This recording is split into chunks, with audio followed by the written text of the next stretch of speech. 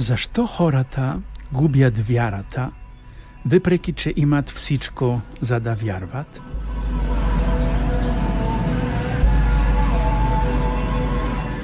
Мир и добро, казвам се отец Кшиштоф, а сум капуцин и живея в австрийските Алпи, в долината Фордерес-Штанцертал. Мојат подкаст можеш да намериш всяка седмица од петък срещу собота с нови размисли. Повече на ja.podbean.com.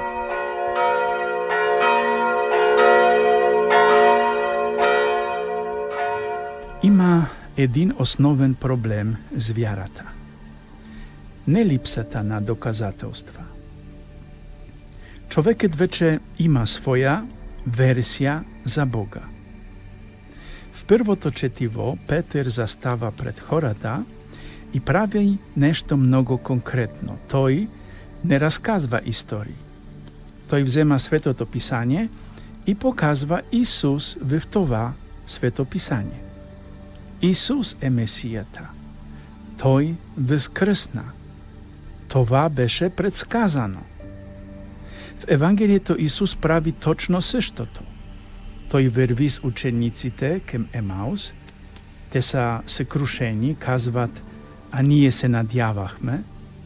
И това изречение всъщност днес е ключово. Надявахме се. Това означава, имахме своя версия, план, представа. И Исус не се вписва в това. Затова не го разпознават. Не защото е бил невидим, а защото не се впада с тяхното мислене. Това е точно наша ситуация. Земеделецът прави всичко правилно и идва градушка. Човек работи цял живот и губи здравето си. Семейството се разпада, въпреки че някой се е старал много. И тогава се появява едно изречение. Така не трябва да бъде. Тоест, Бог трябва да действа по друг начин. И започва кризата. Но проблемът не е, че Бог е подвел. Проблемът е, че човек имал своя образ на Бога. И този образ се е съсипал. И сега най-важният въпрос.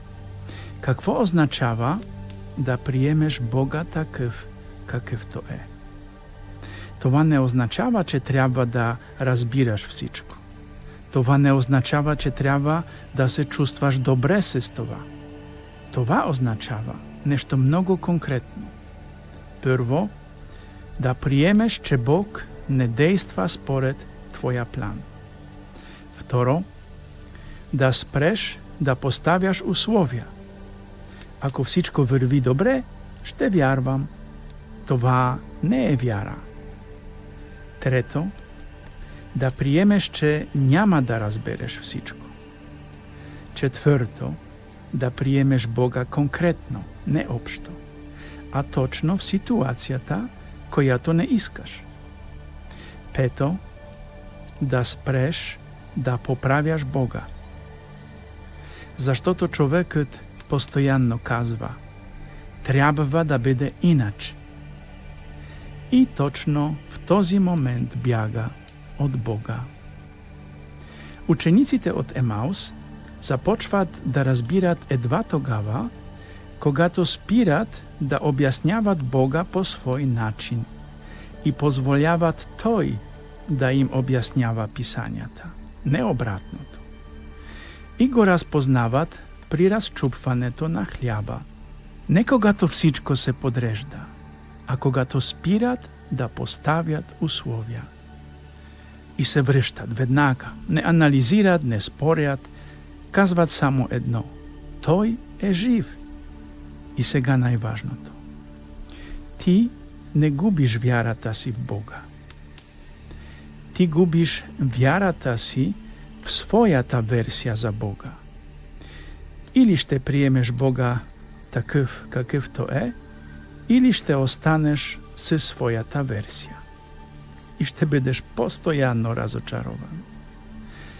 Не може едновременно да казваш Бог е непостижим, а в същото време да го напасваш към своите представи. Това си противоречи. Вярата започва в момента, в който спираш да налагаш на Бога своите условия. Скъпите братя и сестри, мир и добро!